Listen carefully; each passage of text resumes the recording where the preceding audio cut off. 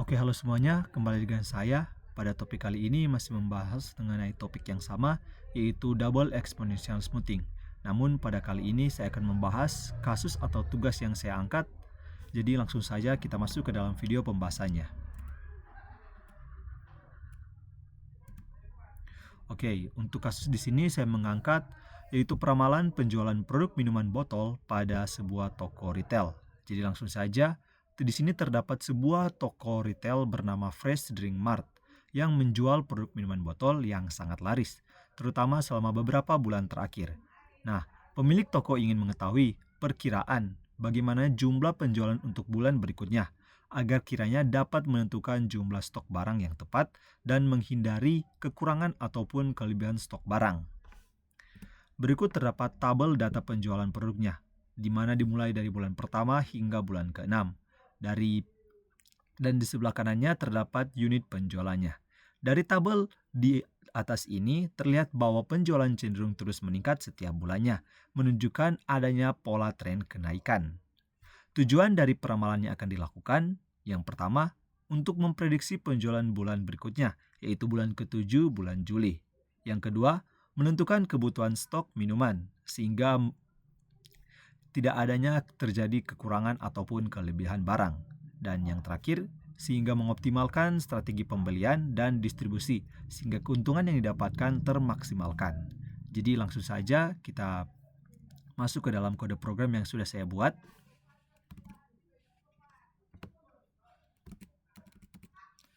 Oke, jadi semuanya di sini saya membuat kode program dalam bahasa Go atau Golang. Dapat lihat dari formatnya itu main.go di sini dalam file main. Oke, untuk pertama package yang digunakan tentu saja untuk main dan import package dari luarnya atau built-in dari Golang saya menggunakan fmt untuk mencetak ke dalam konsol. Nah, di sini terdapat function yaitu double exponential smoothing dengan beberapa parameter dan juga return nilainya. Namun kita belum akan membahas mengenai fungsi ini, kita akan langsung masuk ke dalam fungsi mainnya saja. Oke, jadi baik di awal sini terdapat beberapa deklarasi yang sudah dibuat. Pertama ada variabel data, variabel alpha, variabel beta. Dengan alpha dan beta yang sudah ditentukan yaitu nilainya 0,6 dan juga 0,4 sesuai dengan syaratnya masing-masing yaitu berkisar 0 dan juga 1. Nah, untuk variabel datanya merupakan tipe data float dengan tipe array atau slice dengan beberapa nilai di dalamnya, yaitu 120, 135, 150, 160, 175, dan 190, sesuai dengan data tabel ke dalam penjualan produknya. Berikut di sini terdapat beberapa juga variabel yang dimana mengambil nilai balik atau nilai return dari fungsi double exponential smoothing yang sudah dideklarasi di atasnya. Namun, memasukkan tiga argumen, yaitu data, alpha, dan beta, yang baru saja kita deklarasikan, sesuai dengan parameter yang diminta, yaitu parameter data, alpha, beta, di dalamnya dengan tipe data yang sesuai, yaitu untuk data meminta tipe data float 64, yaitu tipe array, dan sedangkan untuk alpha dan beta masih sama float 64, namun dia bukan beta, alias hanya tipe data float biasanya. Dengan beberapa nilai balik yaitu ada 4 nilai balik, float dan juga 3 array sesuai dengan permintaan 4 variabel yaitu next forecast, L, T, dan F. Jadi kita langsung masuk ke dalam pembahasan fungsinya. Oke, untuk di dalam fungsinya diawali dengan deklarasi yaitu N yang merupakan kepanjangan atau nilai data di dalam array data yang kita sudah teruskan parameter atau argumen variabel data ke dalam argumen fungsi double eksponensial sehingga ditangkaplah panjang the array atau ukuran dari data tersebut. Sehingga apabila di sini terdapat 6 data, maka nilai akan disimpan ke dalam variabel n berkisar nilai 6. Dan juga untuk LT dan F, variabelnya di sini membuat slice namun nilainya masih kosong untuk sementara waktu. Dan seiring berjalannya program dijelaskan akan terisi secara otomatis. Dan untuk berikutnya merupakan inisialisasi awal di mana variabel L dan juga T sudah diinisialisasikan di mana L sama dengan data yang ke-0 yaitu array nilai data dengan indeks 0 yaitu 120, sedangkan T merupakan array indeks ke-1 dikurangi dengan array indeks ke 0, yaitu 120 atau 135 dikurangi 120. Maka hasilnya yang diproses itu, yang dikurangi, akan disimpan ke dalam variabel t indeks ke 0. Kemudian di sini terdapat variabel f indeks ke 0, dilakukan inisiasi forecast pertamanya, yaitu data nilai ke 0. Karena sesuai dengan metode sebelumnya yang sama, yaitu simple smoothing, untuk nilai awalnya selalu sama, yaitu 120, karena di sini kita sudah inisialisasikan.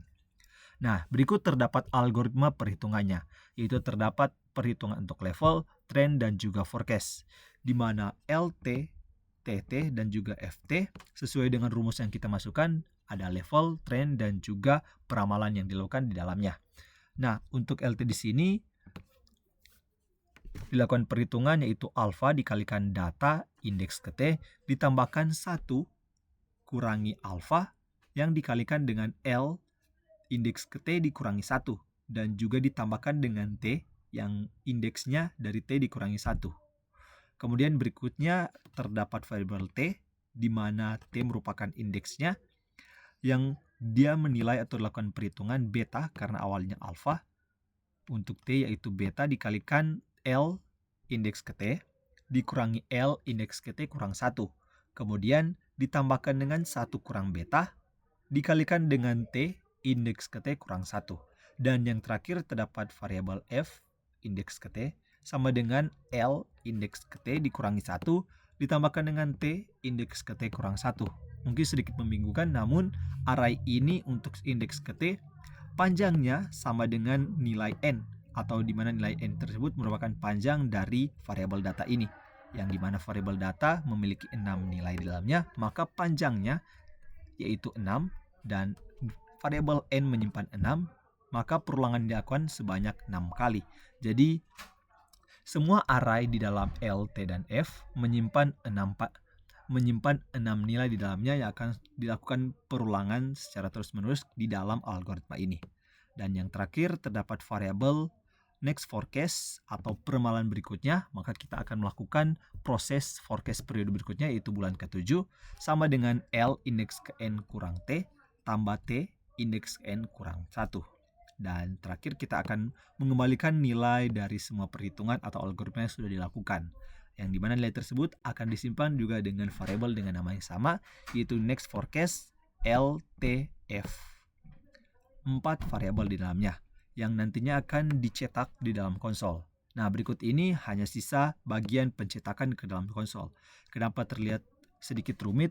Jadi di sini saya membuat sedikit rapi dengan menambahkan sedikit perulangan dan juga garis tengah di dalamnya agar berbentuk seperti tabel, sehingga pada saat saya menjalankan program ini akan sedikit terdapat kerapian di dalamnya. Jadi langsung saja kita akan menjalankan.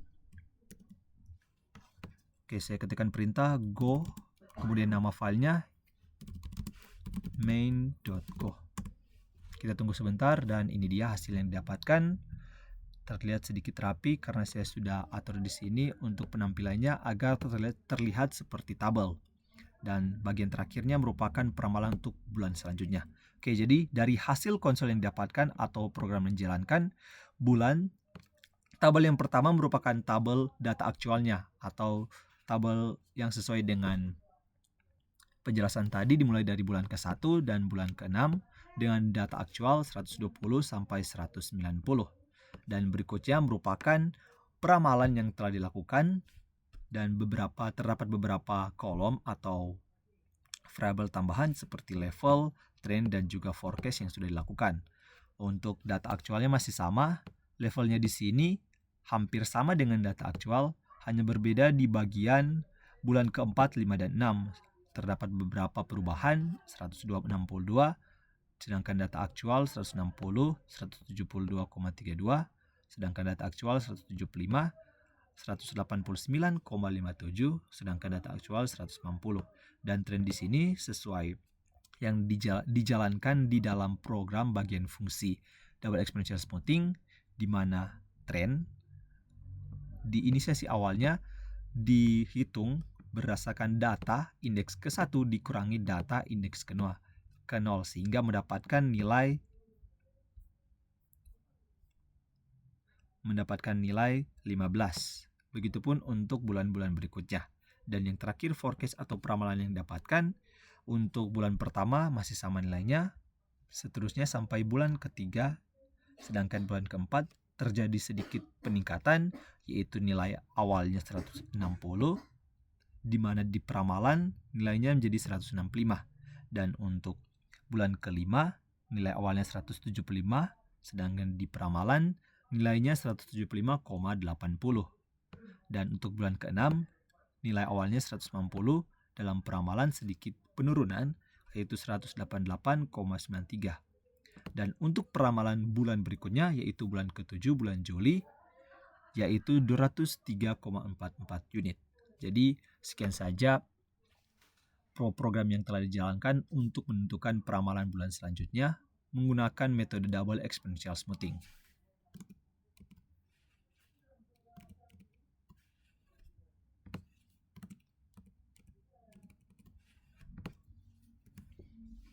Dan kesimpulan yang dapat diambil yaitu melalui metode double exponential smoothing, pemilik dari Retail Fresh Drink Mart dapat pertama mengambil keputusan stok secara berbasis data atau fakta yang ada. Yang kedua, meminimalisir kerugian karena stok habis ataupun menumpuk. Dan yang ketiga, merencanakan strategi bisnis agar lebih efektif. Dan melalui hasil yang diharapkan, setelah dilakukan perhitungan menggunakan double exponential smoothing dengan nilai parameter A atau alfa dan beta tertentu, diperoleh yang pertama nilai level dan tren terbaru, yang kedua perkiraan penjualan bulan ke depannya, tidak hanya bulan ke-7 namun seterusnya, dan yang ketiga grafik perbandingan data aktual dan hasil forecast yang dapat dijadikan patokan untuk mengambil keputusan nanti. Dan sekian saja pembahasan untuk tugas kasus yang saya angkat. Saya sampaikan terima kasih.